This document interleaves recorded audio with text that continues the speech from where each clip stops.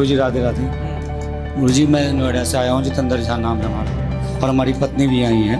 तो गुरुजी हम दोनों में मिसअंडरस्टैंडिंग टाइप का हो चुका है, और मैं तकरीबन 3-4 महीने से बहुत परेशान हूँ। कभी कदाल दोनों इंसान को अपने आप को लगता है जो मैं कुछ कर लूँ तो कभी मैं कुछ कर लूँ। उनका कहना ये है जो आपका किसी के साथ अफेयर है। आपका? हाँ मेरा, लेकिन ऐसा कुछ नहीं। कहाँ पत्नी आपकी? तो आपको ऐसा लगता है कि इनका किसी और के साथ कुछ लफड़ा है? सर ऐसा तो नहीं लगता है, लेकिन कभी कभी मतलब लड़की सब जो होती है वो मतलब अजीब जैसा बिहेव करने लगता है, लड़ाई कर होता है घर में। तो ये आपसे लड़ते हैं कभी कभी? हाँ हाँ। क्यों लड़ते हो भैया पत्नी से?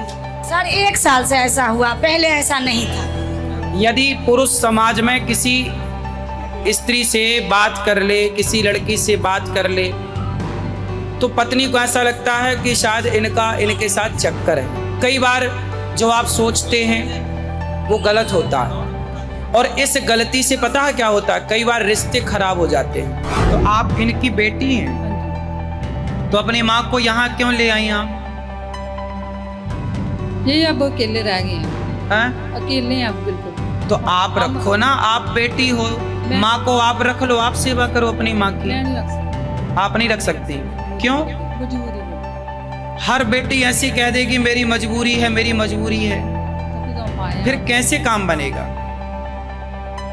अपनी मजबूरियों से उठ करके अपनी बूढ़ी माँ का ख्याल रखना सीखिए। कब तक मजबूरी के हवाला देते रहेंगे, कब तक मजबूरियों का बहाना बनाते रहेंगे?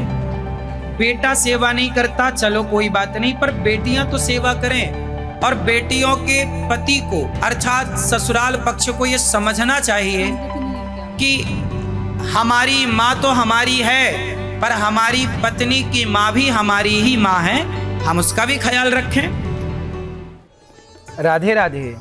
मैं हूँ आपका अपना अनिरुद्धाचार्य, आप सबका दास। महाराज का मंत्र कार्यक्रम में आपका बहुत बहुत स्वागत है। आज बाल दिवस है, यानी बच्चों का दिन है। तो आज करेंगे आपकी संतान की बात, बच्चों की बात। आपका बच्चा अगर फोकस नहीं करता अपनी पढ़ाई में, सिर्फ मोबाइल देखता है, ज़िद्दी है, आपकी बात नहीं सुनता, तो आज के ये शो में आपको बच्चों के लिए अमृत बरसेगा, इसलिए शो ज़रूर देखें।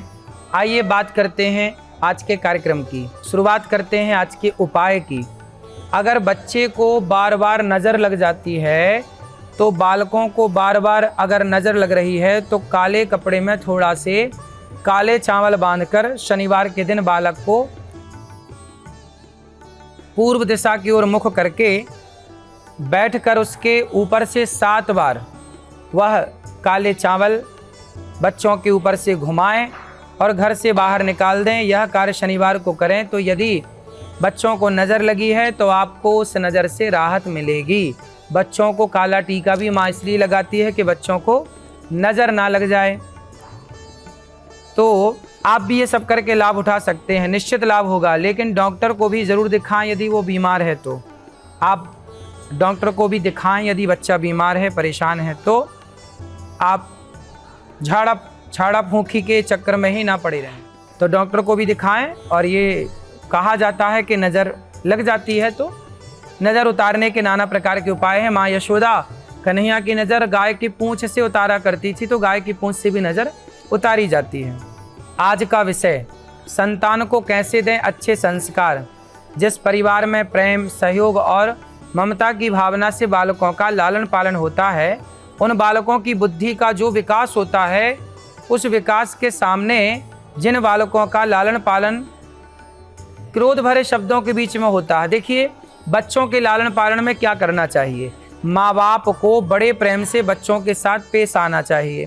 माँ बाप अपने आचार विचार को शुद्ध करें, क्योंकि घर का जो माहौल होता है, माँ बाप का जो प्रभाव है वार्तालाप का, उनके व्यवहार का, वह पूरा प्रभाव बच्चों पर पड़ता है।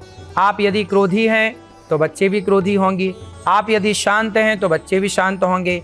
घर का माहौल प्रसन्न चित्त से रहने का है तो बच्चे भी प्रसन्न होंगे। घर का माहौल चिड़चिड़ा है तो बच्चे भी चिड़चिड़े हो जाएंगे।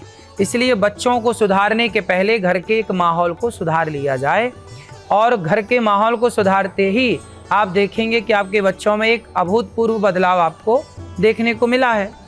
उदाहरण के तौर पर, अगर आप किसी बालक को रोज बोलते हैं कि बेटा पढ़ो, तुम पढ़ते नहीं हो, तुम्हारा मन नहीं लगता, तुम खेलते रहते हो, इस प्रकार के शब्दों का प्रयोग करोगे तो बच्चा परेशान हो जाएगा। आप ये कहते हैं तुम पढ़ते नहीं हो, तुम पढ़ते नहीं हो। बच्चों को ये कहना चाहिए कि बेटा तुम्हें पढ़ना चाहिए। बच्चों को ये बताइए कि पढ़ने के फ़ायदे क्या हैं। उन्हें ये बताओ कि पढ़ लिख कर के आप किस मुकाम तक जाओगे। आप पढ़ लिख कर के देखो कितना सफल हो सकते हैं, कितना नाम कमा सकते हैं, कितना पैसे कमा सकते हैं। आप पढ़ लिख जाएंगे तो अपने लिए मोबाइल खरीद सकते हैं, अपने लिए गाड़ी खरीद सकते हैं, अपनी घर बना कर के इच्छाओं की पूर्ति कर सकते हैं। तो बच्चों को पढ़ने के फ़ायदे बताने चाहिए और बच्चों को बार बार ये नहीं कहना चाहिए कि तुम पढ़ते नहीं हो, पढ़ते नहीं हो। बच्चों के सामने माँ बाप पढ़ने बैठ जाएं। आप भी गीता पढ़िए, आप भी रामचरितमानस पढ़िए। जब आप पढ़ेंगे तो स्वाभाविक है कि आपको देख कर के आपके बच्चे भी पढ़ने सीख जाएंगे। आप खुद नहीं पढ़ते तो बच्चे भी नहीं पढ़ते। इसलिए माँ बाप को चाहिए कि समझाने के तौर तरीके बदलें। डांटने से ही नहीं, मारने से ही नहीं काम बनेगा। बच्चों को प्यार से अच्छे से मोटिवेट करिए, पुरानी कहानियाँ सुनाइए, पुरानी बातें बताइए, है ना। शिवाजी की कहानियाँ बताइए, राम जी की कहानियाँ बताइए, कृष्ण जी के बारे में उन्हें बताइए। बालक, बड़े छोटे छोटे बालक जो होते हैं ना, वो हर चीज़ को अपने मस्तिष्क में ले जाते हैं। इसलिए बच्चों के सामने आप लड़िए मत, झगड़िए मत। आपने कई बार नोटिस किया हो कि जब आप बच्चों के सामने झगड़ा करते हैं तो बच्चे भी गुस्सा में आ जाते हैं। वो भी माँ बाप को, यदि पिताजी मार रहे हैं या माँ मार रही है या कोई आपस में लड़ रहा है तो वो जाके लिपट के उनको नोचने लग जाएंगे। इसका अर्थ ये हुआ कि बच्चों पर सामने के प्रभाव, सामने के वातावरण का प्रभाव इस तरह से पड़ता है कि बच्चे अपने आप को रोक नहीं पाते। इसलिए बच्चों के भविष्य के लिए आप घर के माहौल को अच्छा बनाएं, अच्छे से बातें करें। इस तरह बच्चों के जीवन में परिवर्तन लाया जा सकता है।